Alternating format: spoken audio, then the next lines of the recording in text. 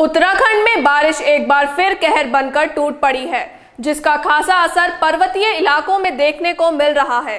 कल पिथौरागढ़ और चमोली जिले में फटे बादल से जो जानमाल की हानि हुई है, उससे साफ पता चलता है कि आखिर हमारा आपदा प्रबंधन तंत्र कितना ढीला है। प्रदेश में हाई अलर्ट के बावजूद भी आपदा प्रबंधन विभाग असहाय नजर आया।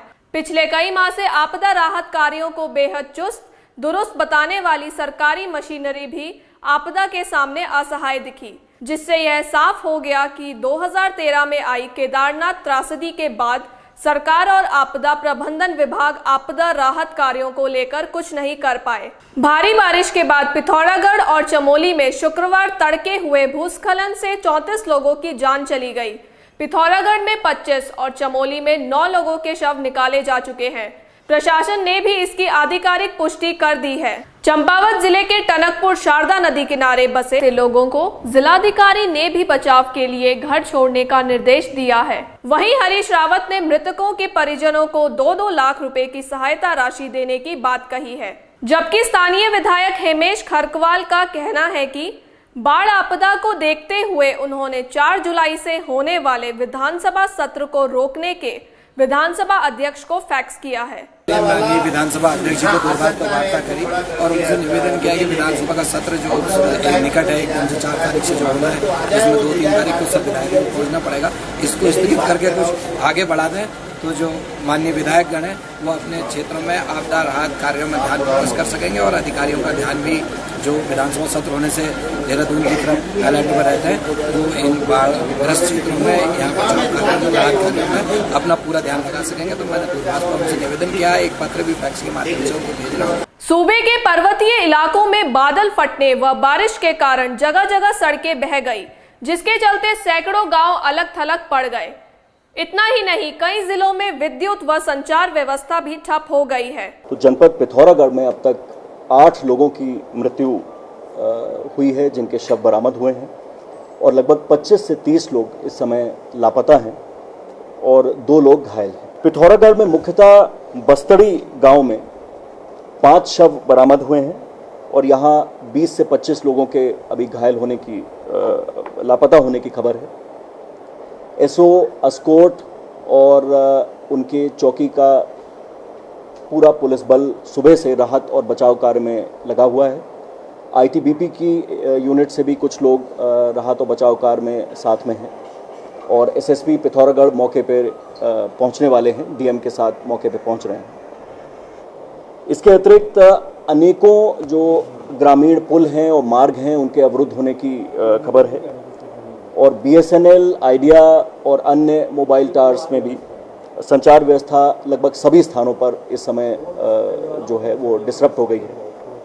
इसके अलावा उमड़ा, वहां पर भी कई मकान क्षतिग्रस्त हुए हैं और कई लोगों के इस समय वहां पे फंसे होने की खबर है। खराब मौसम राहत और बचाव कार्य में लगी टीमों के आड़े आ रहा है।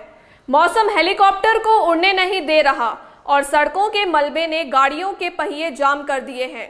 ऐसे में सूबे के हालात का अंदाजा आसानी से लगाया जा सकता है। मौसम विभाग ने 1 तारीख से उत्तराखंड में भारी बारिश की चेतावनी कई दिन पहले ही दे दी थी।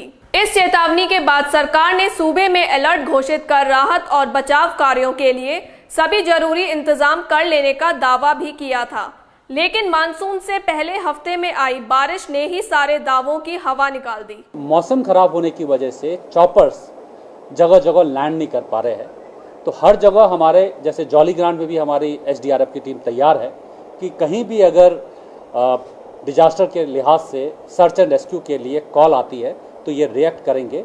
लेकिन अभी मौसम की खराबी की वजह से टेक ऑफ नहीं कर पा रहे हैं। सहजधारा में भी हमारी टीम है, अभी टेक ऑफ नहीं कर पा रहे हैं, लेकिन जो ऑलरेडी पहाड़ों में विभिन्न स्थानों पर एसडीआरएफ की टीम सब टीम है उनके द्वारा जगह जगह पहुँचा जा रहा है। एनडीआरएफ की जो टीम है नेशनल डिजास्टर की रिस्पांस फोर्स की, वो ऑलरेडी 3 स्थानों पर उत्तराखंड में तैनात थी, उनको मूव कराया गया है। रोड ब्लॉक की वजह से वो यद्यपि मौके पे नहीं पहुंचे हैं, लेकिन वो पैदल और गाड़ियों से लगातार जहां जहां कॉल आई है वहां पहुंचने का प्रयास कर रहे हैं। पहाड़ों पर लगातार हो रही बारिश से मैदानी इलाकों पर बाढ़ का खतरा मंडराने लगा है। कल दोपहर करीब 12 बजे टिहरी डैम से 1,40,000 क्यूसेक पानी छोड़ा गया, जिसकी वजह से हरिद्वार की नदियों का जल स्तर लगातार बढ़ रहा है। आपदा प्रबंधन विभाग ने आसपास के बाढ़ प्रभावित इलाकों में लोगों को सतर्क रहने को कहा है और जिलाधिकारी हरिद्वार ने भारी बारिश की संभावना के चलते सभी स्कूल और कॉलेजों को बंद करने के निर्देश दे दिए हैं। देखिए, करीब 1 बजे के आसपास श्रीनगर पावर हाउस से हमारी वार्ता हुई थी दूरभाष पर।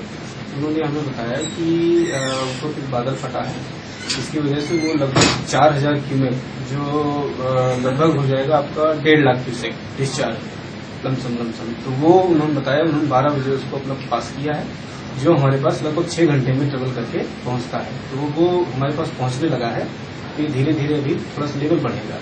और जो हमारा अनुमान है 1.5 लाख से 1,75,000 क्यूसेक डिस्चार्ज पास करेंगे।